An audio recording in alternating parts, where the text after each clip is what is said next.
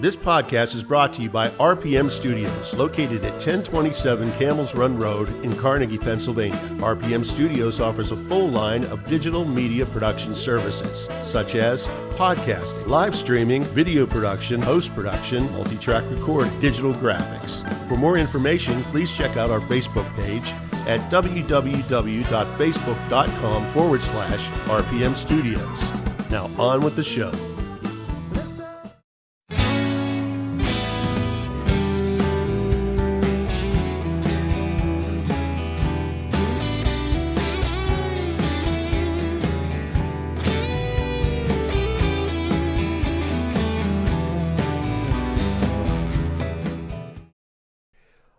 Welcome to RPM Studios. Most beautiful people that we come to know are those who have known defeat. They've known suffering, they've known sorrow.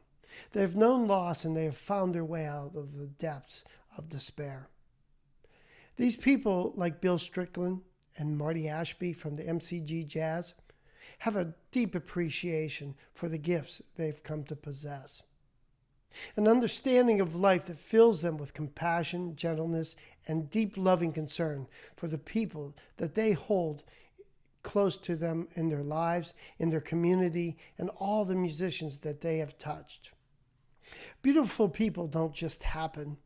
They are humbled by life's experiences that they have had, and they continue to create until they become who they were meant to be. Welcome, Marty Ashby. Marty Ashby, good morning. Good morning. It's great to be here. Wow, fabulous to have you here at RPM Studios. Thank you, man. Man, I tell you what, I was going through my due diligence, and as I told you when you walked in, it's like your history is amazing. You as a player, you as a community person bringing so much joy to the city of Pittsburgh, and no matter where you go, whether you're performing and the people you perform with, it's just amazing. A father, a great husband, and the love you share with everyone here in Pittsburgh, man. Welcome. Thank you so much, man. I've been very, very blessed and fortunate in my life to do so many things that I love and continue to. Yeah, well, tell me about that blessing. When did you realize you were this blessed? Well, the short story is when I was, I grew up in a musical family. Sure. And my dad had a music store and was a guitar player. And my first memory, literally in life, and I can still see it, sitting on the glass countertop in my dad's music store, looking up at the wall of guitars. And I, so what was I, 3, 4 maybe at the most. And I there was something about that moment that I can still see it when I close my eyes. And of course, if I had those guitars today, I wouldn't be sitting here because I would have retired long ago if I had those today. I think I got one of them. Didn't I get one of them from your dad's collection? Well, I saw a picture of you completely surrounded by guitars on your biography. So. Yeah. And it was, growing up in a musical family was really special. When I was 7 years old, I got the mumps. Do you remember that? Yeah. Most of your listeners don't get that anymore because they've vaccinated against that. But back then they didn't. And so when you got the mumps, you stayed home for like a week or 10 days, but you weren't that sick, but you were sick and contagious. And my dad said, well, you're going to be home for, 10 days. He didn't go into the studio until, 3 o'clock. He said, you want to learn to play the guitar? And so in those 10 days that I was home, I learned to play the guitar at 7 years old. And our first gig was about 6 months later as a family band, and I haven't looked back since. It's really been pretty special. I saw a picture of you. I think you were 8 years old. Exactly, with my brother on drums and my younger brother, who on trombone, and my mom playing bass. My dad, I think in that photo, was playing guitar. He also played accordion and so on and so forth. And I literally grew up on the bandstand, and we were like the Partridge Family. A little hipper music, I'd like to think. And we played weddings and bar mitzvahs and opening of malls, and we had a New Year's Eve gig every year since the time I was 7 years old, and on and on and on. It was a fantastic way to grow up, man. So many people don't know you as that.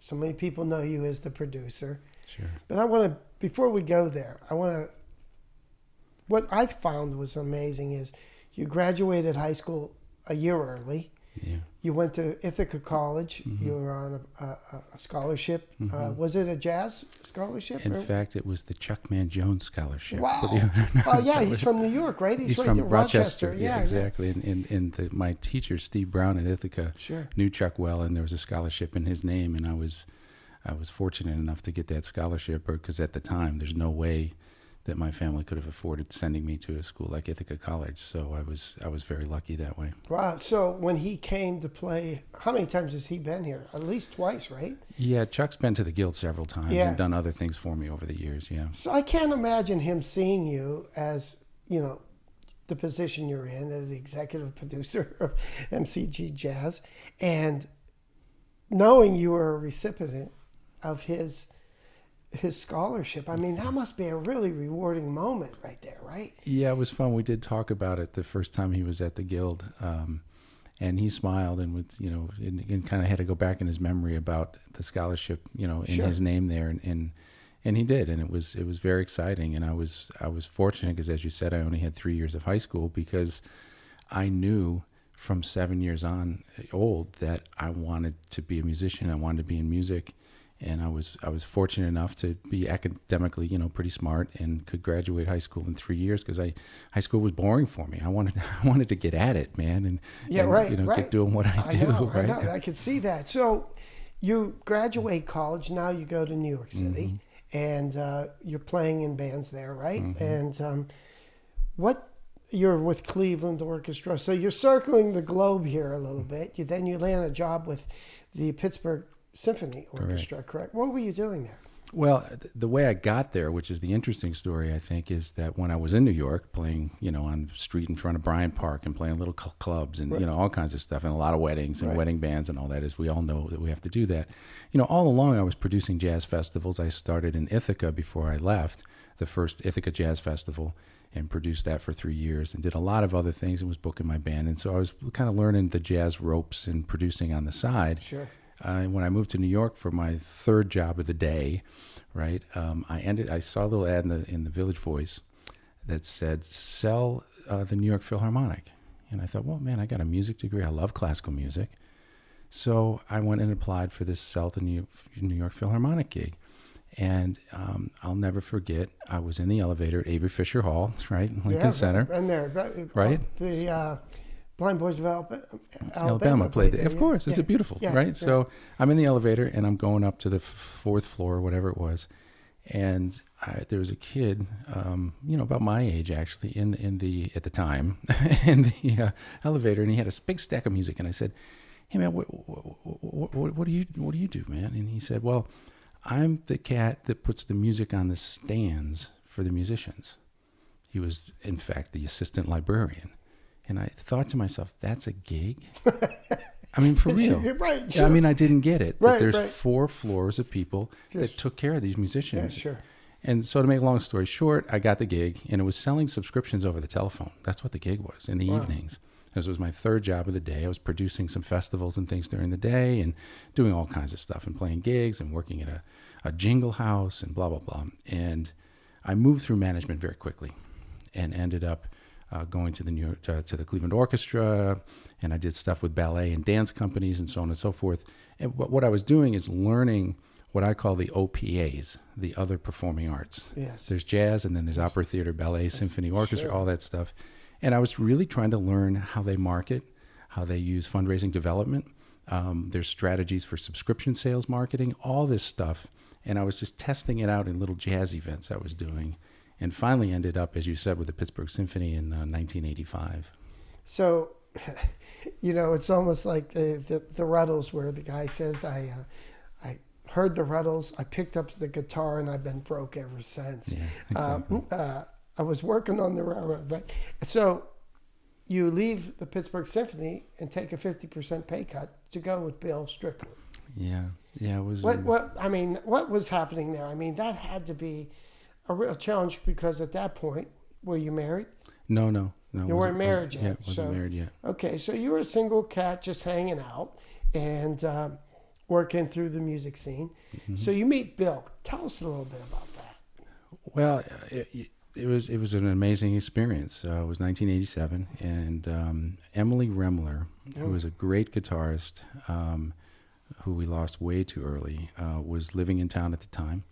And she said, man, there's these people on the north side, this Manchester Craftsman something, that apparently they just built a music hall and they want to do some jazz. And this guy, Bill Strickland, and he wanted to talk to me because, you know, Emily at the time was a big international star. Sure she was. And she said, will you go over with me and meet him? And I said, well, sure, baby. Let's, pick me up at Heinz Hall at 5:00. And, Let's go see Bill. So when we drove over, remember, this is 1987. Yeah, so there was nothing there, right? Well, so when you turn on the Beaver and turn on the Franklin, that whole block where now our greenhouse is, the office tower, the Macero building, that was a burnt-out shopping center. Yeah. Literally. Right. It was a ghetto. And there's a drug dealer living in it. Sure. On the corner, it's about as big as this room, man. There was a Mellon Bank on the corner of Franklin and Beaver.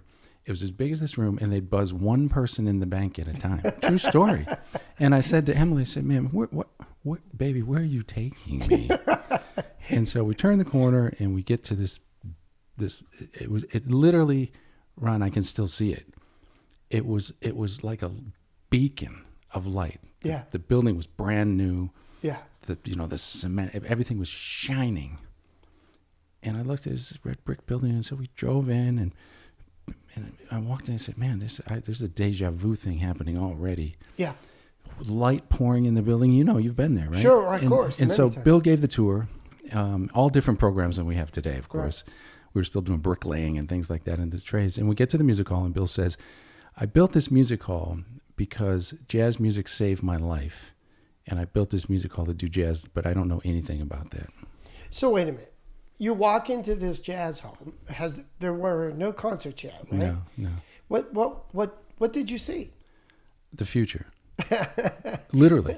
Literally. Yeah. I walked in and I said, this is what I've been preparing for, and I just didn't know it. That's fantastic. And so Bill said, and you know Bill. Of course, I love him. Bill Strickland, we're talking about, the founder and CEO. If you don't know Bill, read his book. You need to. Yeah, check his book out. Amazing. Probably one of the most amazing guys living in Pittsburgh and has ever lived in Pittsburgh. Amen.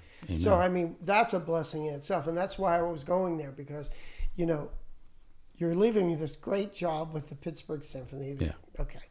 And you go over to this ghetto. Yeah. And you meet this guy named Bill Strickland, who you didn't know. Correct. And you're walking through his dream at this point, right? Yes. This building isn't anywhere the way it looks now. No. And the guy looks at you and says, what? Well, he said, look, I built a music hall to do jazz concerts because jazz saved my life when I was in Oliver High School, 4 blocks from here. That's what I did. And I said, Mr. Strickland, I raised my hand. It was just my brother and I and Emily. That was it. And I said, we need to talk, sir. And Bill, for those of you that know him, looked me in the eye and said, how about 9 a.m. tomorrow morning? Right? And I stayed up all night on my little Mac Lisa computer. Mm-hmm. Some of your listeners may be old enough to remember that. Sure. And wrote a proposal why he had to hire me, what I was going to do with this program. So you wanted this job? Well, yeah, there really wasn't a job to have, but I wrote one that night, all night, and came in the next morning and handed it to him and said, "Sir, here's what I'd like to do with your jazz program." And he said, he perused it and he said, "Well, that's fantastic, but I don't have any money for you." And I said, "I don't care." And it was actually an 80% pay cut. But truth be told, and it didn't matter, man. And that was 32 years ago, and everything on that proposal, which we have in the archive, I looked at it about 6 or 8 months ago. We've done all of that and 10 times more things that I never dreamed of. And Bill, there's keys that are on my keychain right there. He handed me the keys at the front door and he said, "Have a nice life." So there's life preparing you all these years. Correct. You're so that was 87. So I'm going to take a guess. I'm not sure how old you are, but I'm going to assume you're late 20s. Correct. And you're looking at this guy you don't even know, but there is something very contagious and infectious about that personality that Bill has, that smile, that look in his eye. There's that godlike look in his eye, isn't there? Well, no's not an option with Bill. I mean, Yeah. that's the thing. The name of his book is Make the Impossible Possible. Right. And I knew from the moment I met him that he and I were like spirits. I mean, we were cut from the same cloth, because no is not an option for me. If I get my mind on something, it will be. Well, talk about the perfect witch's brew. I mean, there you are walking in with all this knowledge of how to, sell tickets. Yeah. I mean, all the things you learned back in New York. Mm-hmm. It's kind of an amazing story. So now we're at 1987. Mm-hmm. Your first day of work. Tell me about that. Yeah, it was, I say this all the time. And when I walk into the building to this day, and I've probably told you this before, I still see a big blank white canvas. I love that. And I say, okay, well, what colors are we going to paint with today? Yeah, as a painter, I love that analogy. You know, because really, there's nothing that I could think about doing there that can't be accomplished. And so I got into that environment, that mindset that Bill has, very quickly. And so we started with one concert. Who was the first concert? The grand opening was Billy Taylor, of course, who's a mentor of both Bills and myself. And the first kind of ticketed event was with Nathan Davis and the great Donald Byrd. Oh yeah, wow. Right. And then we did a little 3-part subscription series, and I called in favors with people and got Ray Brown and Monty Alexander, and then we got Dizzy Gillespie and got Carmen McRae and Max Roach. And so none of those, I didn't see those, and correct me if I'm wrong, because I've only watched your documentary. We Knew What We Had, and right. For those of you watching or listening to this, if you have not seen the documentary that you executively produced, and I don't know what else you did in there, but pretty much you and that. What was the other gentleman that? Jeff Seawald was Seawald. The kind of my partner on that. There you go. I couldn't help but think all the time, and obviously we're doing a lot of this type of filming and things, Sure. and Rich Engler, we're working a little bit with his project, and when I watched that. Of course, I came down to the venue to watch it, the opening, and I can't imagine how much of that was your memories of things going on, and then where you took it. It was just an amazing documentary.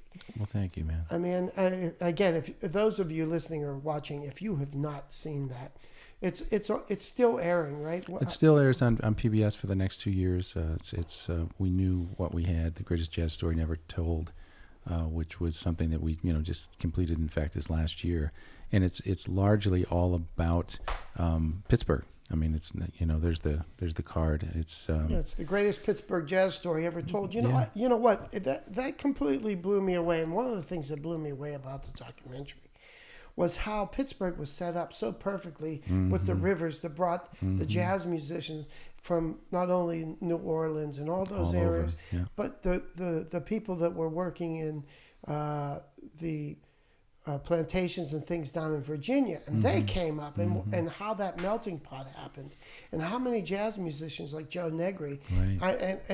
I was with Joe after the show. We talked for some time, and he said, I moved to New York, and I moved back to Pittsburgh to play jazz here.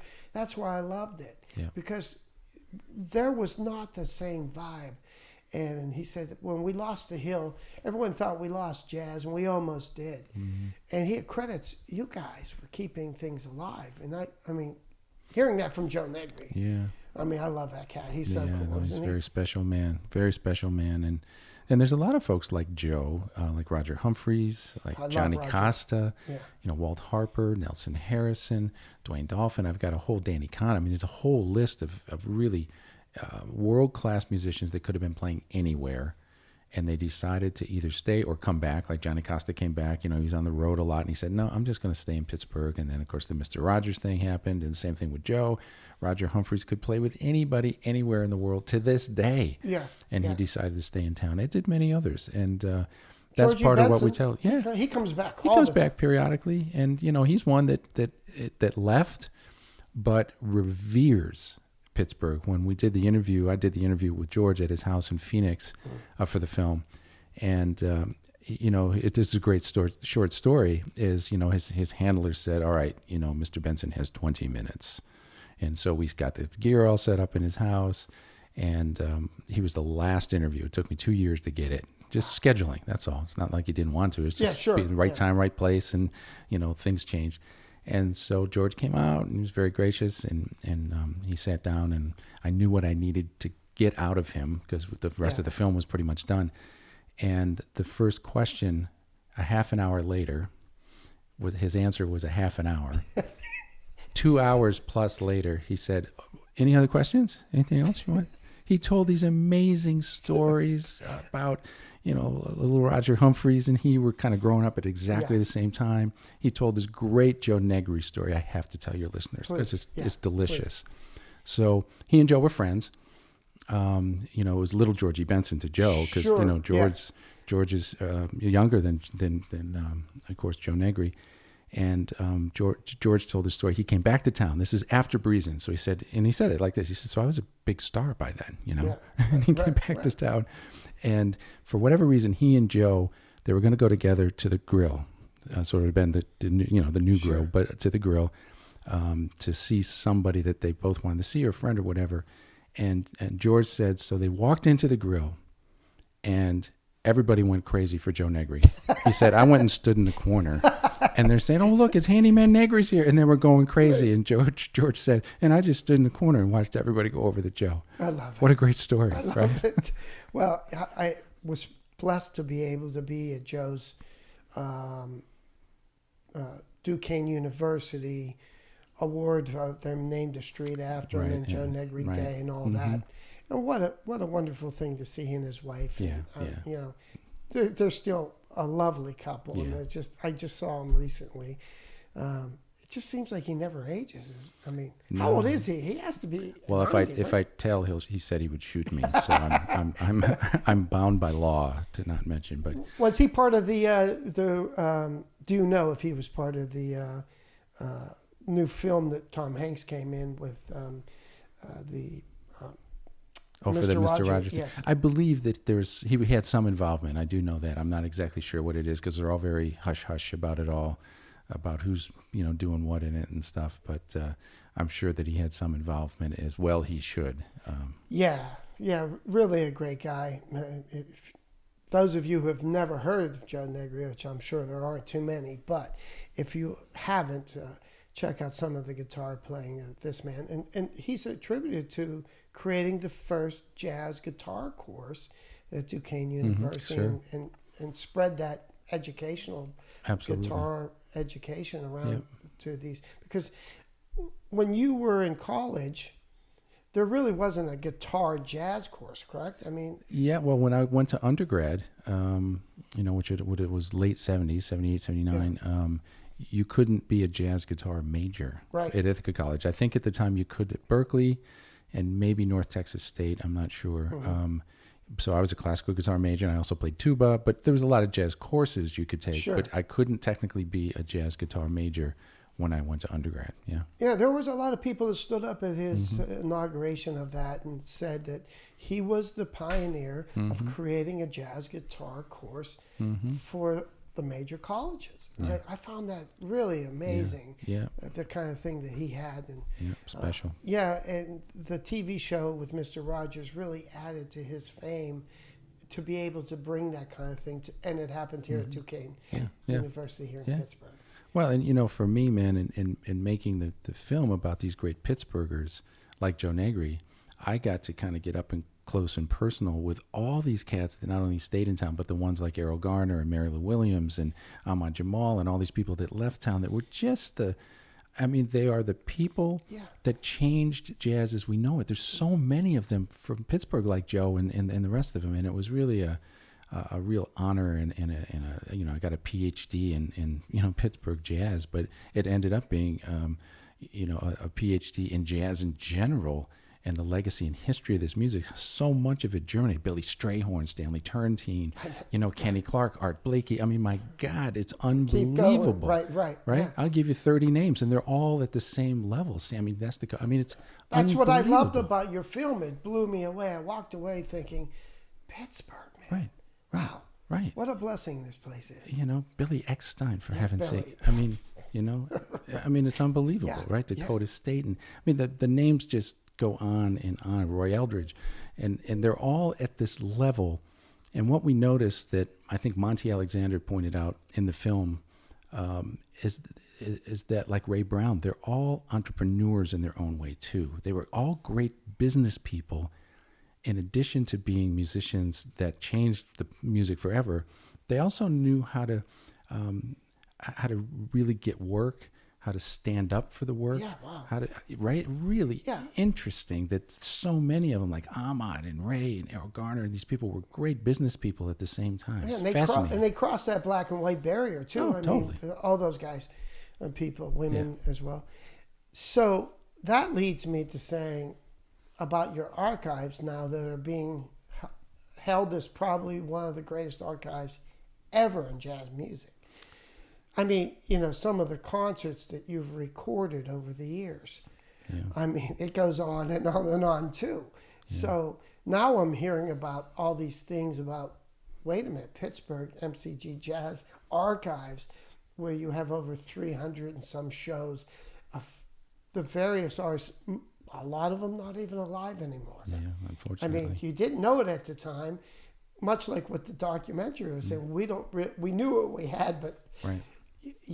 Going back to that 87 and looking down that corridor of the future, when you started recording, because I mean, filming, most people weren't filming back then. Right. So right. why were you filming? I mean, that vision.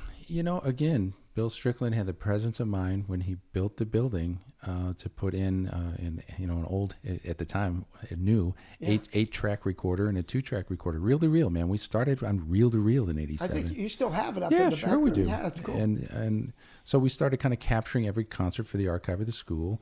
And, back then, the music business for jazz was way different than it is now. Sure. And, the artists were like, well, wait a minute, what are you doing? And then they learned about what we're doing at the school. And so for the most part, everybody was cool. And we took, photos of every single concert. So we've now got 140,000 images over the last 32 years. I love the images you have around in the concert hall and things. And in the green room there and stuff. Room, Yeah, it's amazing. It's so beautiful. 140,000 images and, tens of thousands of hours of audio and video. And I didn't think twice about it, man, to be honest. It's just what we did. It was important to document. And about a couple, 2-3 years ago, we were working on something for the 30th anniversary, which is now 2 years ago. And I just, on a piece of yellow legal pad, I just started to write down some of the things that I knew that we had. Well, 3 pages later, I realized, we have the Stanley Turrentine archive that was donated to us, the Herbie Mann archive. We've got a lot of Dr. John Wilson's charts, most of that stuff. We've got 32 years of recordings. We've got all the music, like I'm looking at a Nancy Wilson record. All these records that we've done over the years. We've got music that we commissioned for all these concerts and recordings, and we've got hundreds of original charts that we've done, things with the symphony, all kinds of stuff. And as I wrote down these 3 pages of things, I said, well, wow, this we got our archives here. So we've done a lot of research and have an archives manager now. We have the beginnings of what I think is going to be an amazing partnership with the University of Pittsburgh around our archives. And we just got the Todd Barkin collection. Todd Barkin ran the Keystone Corner for all those years. He ran Dizzy's Coca-Cola in New York for many years. He's produced some of the most important records in jazz ever with Dexter Gordon and Rahsaan Roland Kirk and Tommy Flanagan. And he's an NEA Jazz Master last year. He just donated his entire archives to us as well. So we've been able to cull from the archive some recordings already, some photos that are in different persons' biographies, and there's some big plans to share the archives with consumers and researchers and students, and I'm pretty excited. And that money will raise money for by the way, most people don't know you guys are a nonprofit, by the way. Yes, we start with 0 every year, thank you, and go from there. Well, I love what Nancy Wilson, by the way. Was she your first Grammy? No, the first Grammy was with the Count Basie Orchestra. Or and the New Count York Basie, Voices, right? yeah. 1989 or something like that? No, I think that was 92. 92, 93, okay. yeah, one of there. Yeah. Okay. Yeah, that was the Voices. With the Basie band, yeah. Yeah, that's Yeah. great. Yeah, that that was really your first Grammy. How many you have now? 5? We've 6? got 5 Grammys and then a couple other, one for, compositions and stuff, and 10 or 11 other nominations. So we've been very fortunate. And this is just for your record label at the Jazz Guild. Mm-hmm. So Nancy Wilson, her Grammy was recorded. Her song, "It Turned to Blue," was recorded at your studio. Mm-hmm. And I had to quote her too, because I love what she said about you guys. It's an organization that serves the city and all cities, that cherishes the arts and preserves the legacy of jazz musicians. Mm.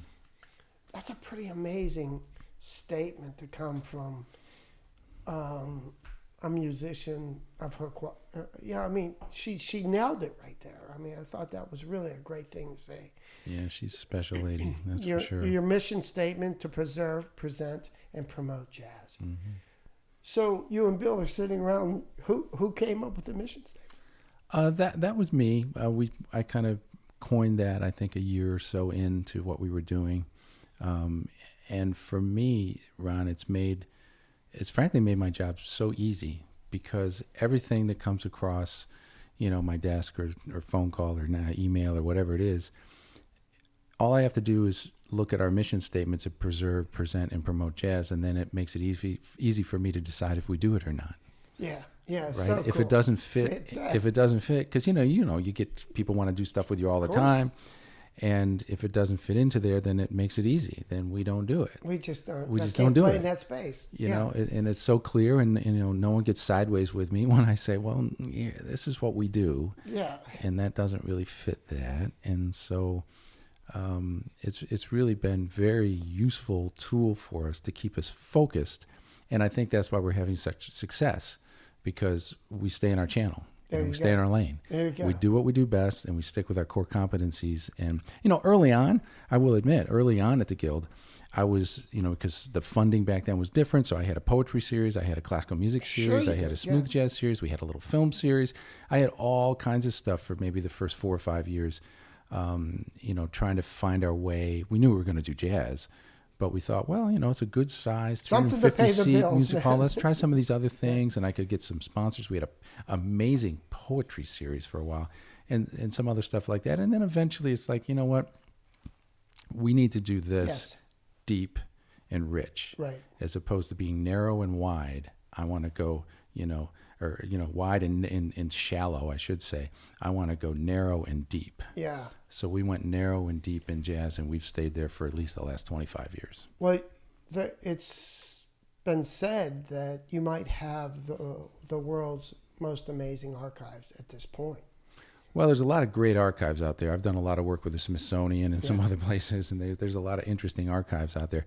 Ours is different than many because it's all from the same place. Yeah, the recordings. And like the Monterey Jazz Festival has an amazing archive, the Newport, Festival. But ours is a little bit different in as much as we've got some other individual collections. We've got, all this music that we've written. We've got, all the recordings, they don't all have record labels. Monterey started one a few years ago, but as you see from the brochure there, we've got, 50 records out that are around the world right now. And by the way, if you don't have this catalog and would like to get it, where could people? Just go to mcgjazz.org, and there's an email address there, and we'll send you one of those catalogs that's got all 50, and all 50 are online at mcgjazz.org as well, to get more information about the records. But or you certainly could call the switchboard at 412-322-0800. Right. Ask questions. Yeah, absolutely. They'll send you up to Renee or somebody, and they'll take care of you. By the way, the people there, I love working. And anytime I'm buying the ticket series, the staff is always amazing. Oh, thank you, man. I mean, everybody. So let's drop back for a minute. So now we talked about the little bit of rambling that went on in the beginning. Now you're sticking true to your mission statement. But how does the jazz scene changing that? Because like rock and roll, like any of the other genres, You're seeing this breaking up. And I said this to Rich Engler. I said, we went down to see Ringo Starr, and Ringo Starr's band was a composite of about 5 different other bands, right? Yeah, I said, is there any real rock bands left? And of course he said yes. And so you see jazz has always been the kind of genre where other people play with other people, and people drifting in and out of the Count Basie band and all that. That's cool. But what you're seeing today is you got the smooth jazz, you got the trending jazz, you got fusion jazz, you've got. How does your mission statement keep track of that? I mean, because now it's a wide spectrum. Yeah, that's a fascinating conversation, man. We live in the time period that had the last of the primary resources for this music. The last 32 years that the Guild's been up, we really saw the end of that era of the Dizzy Gillespies, the Carmen McRae's, Max Roach, Dave Brubeck, Ray Brown, Stanley Turrentine, Tito Puente. These are the names of the artists that, as we know, it kind of created that second real wave of jazz. And seeing some of these guys at the concerts, and they come and talk about that experience. Totally. But that's the idea, is that these folks that created the music that we call jazz today, they were all there for the most part over the last 32 years. And I could put Milt Jackson or Stanley Turrentine up, and we'd sell 5 shows, and it would be fine, or Dizzy or Carmen or whoever. Didn't matter. But now you can count on one hand the cats that are in their 90s that you would consider. Tito Puente, saw him. Well, Pancho Sanchez is who you saw. Tito died passed, in the 70s. I'm sorry. And so we've had a switch over the last 8 to 10 years. We've had to switch our thinking, because there aren't those, if you quote, those master superstars, the Dizzy Gillespies of the world. And we've had to change our model to incorporate a lot of different kinds of music. So we've got now different kinds of jazz. So we've got the Bad Plus, we've got the Hot Sardines, right? I love those guys, right? Who are fantastic, right? Fantastic, right? And we've got new artists, like last week with Benny Green and Veronica Swift, this young vocalist who's I think 23, 24, who is off the hook, right? So we've really had to kind of switch to stay current. To bring in newer artists, the next generation of artists. And that's always a trying time too, because so many audiences get lost because they're used to trending with something. The names they know. Now you look on your upcoming series. Of course, I know Jeff Larber. He's here at November 9th. This weekend. I definitely want to go see him. But I looked at your series and I thought, wow, I'm in music and I love music, so I know a lot of these people just by where they came from and where they're doing, and a lot of people like that. But for your audience, you're filling a room which is 350 people, right? And usually do 2 shows, correct?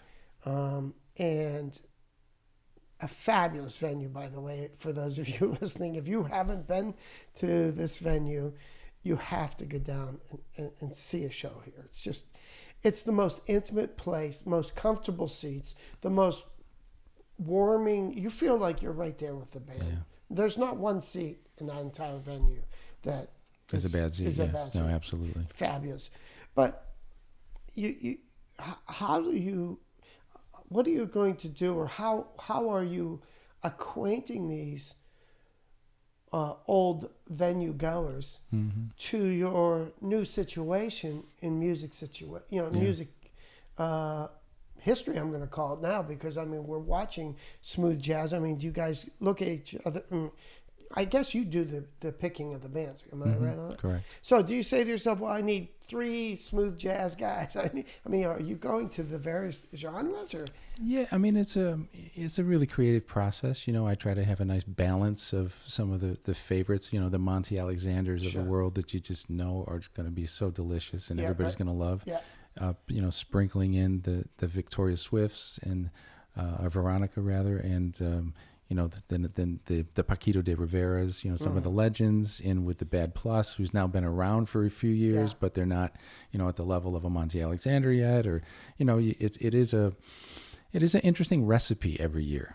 And I noticed you bring like the hot sardines. You've brought them back a Yeah. couple times, Right. And so I've noticed they've built up the following. Because the first time I saw them, I was I was new to the situation, and then of course now when I go this every time I see them coming in, fantastic, right? So in a way, you're setting some trends for them as well. We're trying to build audience that way. Yeah. Exactly. So, how are these new artists or newer artists going to maintain their career to become Milt Jackson or Carmen McRae or whatever it is, 30 years from now? And the only way you do that is repeated exposure in a given market. So to just bring in folks for one time, to me doesn't really work. You've got to begin to build them. I mean, I did that with the New York Voices back in 1987. No one had heard of the New York Voices. Yeah. Right. So what did I do? I put them on with the Count Basie Orchestra. Right. And then suddenly, I get 700-800 people. In those days, we're doing 5 shows. So I get, 1,500 people that suddenly know the name. Yeah. And then when I bring them back on their own in the following year, it makes so much more sense. So a lot of times we'll have an artist come in maybe as a guest with a Bob James or a guest with a, somebody that's kind of a household name. And then they can come back on their own at another time. I mean, it's no different than what, the rock and roll guys do as opening acts or as a guest or whatever. It's the same formula. In jazz, it's very organic because that happens anyways with the music, right? How do you determine your schedule? I mean, that's a full-time job down there, right? Yeah, and yet you're out playing. I saw that you're going to do a concert with Carnegie Mellon sponsoring it in the park this summer, I believe, right? Yeah, we did a bunch of things this summer, yeah. And I see that you're scheduling some other things now too, right? Yeah. I mean, I guess you always hear people say, if you want something done, ask the busiest person to help you do it. So how do you do this? I mean, many times I've talked to you, and you're taking your kids to their sports and things. So you're still this on the spot dad. Yeah. Your family life is extremely important to you, which I think is amazing. And yet you're running a very, I want to say profitable, but a sustainable nonprofit organization. You are moving into a new wave of business, and then on the other side, you're recording. You're a fabulous guitar player. That's one of my biggest complaints. I never get to see you play enough, and I did get to see you play last series. Who was it that I saw you get up? It was a guitar player. With Larry Coryell. Larry Coryell, that's who it was. His soul, yeah. Yeah, I love know him. Yeah. Well, how about that one for the archives, right? Yeah, that was a special moment. Larry was one of my inspirations. Larry Coryell, we're talking about early on as a guitar player, of course, because he's amazing. And he was actually the first major jazz concert I ever presented in Ithaca. The Ithaca Jazz Festival was Larry Coryell. Well, he talked about it. Yeah. He talked about it in the show, and he said that you got up and played, and you blew him away. He said, I expected you to be good, but he didn't want you to be that good. Yeah. Larry was fun. We had a lot of fun together over the years. He did a bunch with us over the years. That's fabulous. But you're right, man. I mean, it's a 24/7 schedule, for what we do in the arts and with the family. I'm off to take my daughter to skating when I leave here today, and it's just part of it. But as Bill Strickland always says, well, we'll sleep in the next lifetime. There you go. And so we kind of pack it 24/7. But man, we're very blessed to be doing things that we love every day, and then so you don't feel is kind of stressed about it because you're doing stuff you love. And you say, well, okay, so what else am I doing today?